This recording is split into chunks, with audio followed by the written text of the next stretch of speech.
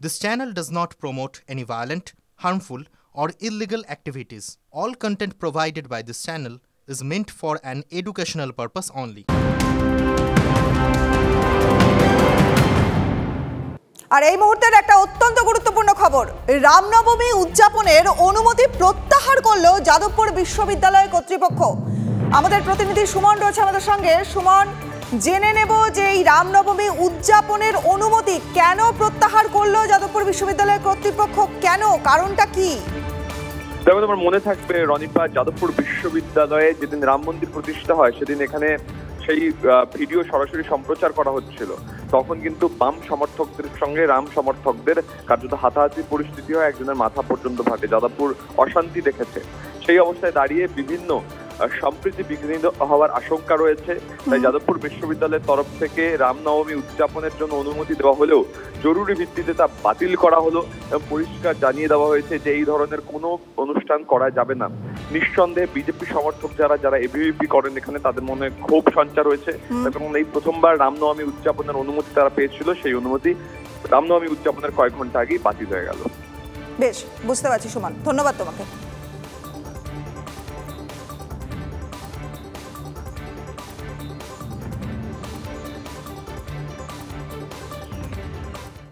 ভাবনায় এই আমাদের এনওসিটা দিয়েছিলাম, নো অবজেকশন দিয়েছিলাম, কিন্তু এখন যেহেতু আমাদের বিশ্ববিদ্যালয়ের ভিতরে হস্টেল আছে, তাদের আবাসিকদের শান্তি রাখা, আবাসিকদের সেফগার্ড করা আমাদের কর্তব্য এবং মডেল কোড অফ কন্ডাক্ট যেটা আমাদের থেকে শিক্ষা দপ্তর পাঠিয়েছেন, আমি আমাদের ওই নির্দেশিকাটা ওয়েবসাইটে তুলেও দিয়েছি। ছাত্ররা এসে আমাদের জানাচ্ছে যে তারা বিভিন্ন ধরনের থ্রেট দেওয়া, যে চিঠিপত্র মেল তারা পাচ্ছে, যেখানে কমিউনালিজমের বিষয়টা রয়েছে, কমিউনাল হারমোনিটা বিঘ্নিত হতে পারে, তাদের এই ধরনের থ্রেট তারা পাচ্ছে। এটা এক নম্বর। দ্বিতীয় নম্বর, ছাত্ররা জানাচ্ছে কেউ কেউ যার নাম রয়েছে তাদের অ্যাপ্লিকেন্ট হিসেবে, সে তার অংশ নয়। ভিন্ন মাস্টারমশাইদের সঙ্গে কনসাল্ট করেছি, করে আমরা সিদ্ধান্ত নিয়েছি যে এই পরিস্থিতিতে আমাদের এখন এটা অনুমতিটা প্রত্যাহার করে নেওয়াটা উচিত।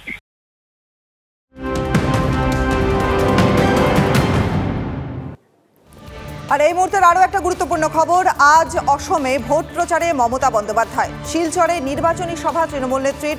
অসমে 4টি আসনে প্রার্থী দিয়েছে তৃণমূল। রাজ্যের প্রচারে একের পর এক আসছেন প্রধানমন্ত্রী নরেন্দ্র মোদী এবং স্বরাষ্ট্রমন্ত্রী অমিত শাহ। সভায় তাদের বক্তব্য নিয়ে সমালোচনা মমতা বন্দ্যোপাধ্যায়ের। TV9 বাংলার মেগা এক্সক্লুসিভ সাক্ষাৎকারে মমতা বন্দ্যোপাধ্যায়ের দাবি, ওদের বক্তব্য শুনে মনে হচ্ছে ওরা নার্ভাস। 2024-এ বিজেপি হারবে কেন্দ্রে? না কেন? আপনি আমাকে বলুন না কেন আর হ্যাঁ কেন। আমি ম্যানিফেস্টো তো কাল দেখে নিয়েছি। একটা হোম মিনিস্টার যখন এসে বলে পাটা ওপরে দিয়ে মাথাটা ঝুলিয়ে দেবো, লটকে দেঙ্গে, তার মানসিকতাটা কি বুঝতে পারছেন? কতটা ভয় ভয় আছে। যেখানে প্রাইম মিনিস্টার নিজে এসে বলেন, আমি তাকে রেসপেক্ট দিয়ে জানাচ্ছি, বলছি তার চেয়ারটাকে। আজকে তো তিনি প্রাইম মিনিস্টার হলেও এটা অ্যাক্টিং আছে, বাট এখন ইলেকশানে উনিও ক্যান্ডিডেট, ইলেকশানে লড়ছেন। ওনার মুখে একথা কি শোভা পায় যে 4 जून का बाद चुन चुन के सबको जेल में भेजेंगे? এটা কোনো প্রধানমন্ত্রীর কথায় শোভা পায় না লটকে দেঙ্গে কোনো হোম মিনিস্টারের কথা শোভা পায়? তার মানে এরা নার্ভাস। সাইকোলজিটা দেখুন। যদি তারা এতটাই কনফিডেন্ট হতেন যে তারা জিতবেন, তাহলে তারা এত এজেন্সিকে কাজে লাগাবে কেন? এত অ্যারেস্ট করবে কেন? এত ভয় পাচ্ছেন কেন? আমরা তো ভয় পাচ্ছি না, কিছু না থেকেও আমরা ভয় পাচ্ছি না। অত্যাচারিত হতে হতে, কণ্ঠরোধ করতে করতে দেশটাকেই তো আজকে বিক্রি করে দিয়েছে।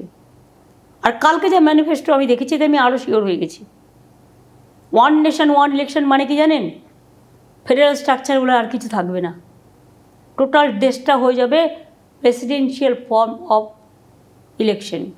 তার মানে 1 party 1 nation, 1 party 1 election, 1 party 1 food, 1 party 1 dress, 1 party 1 religion.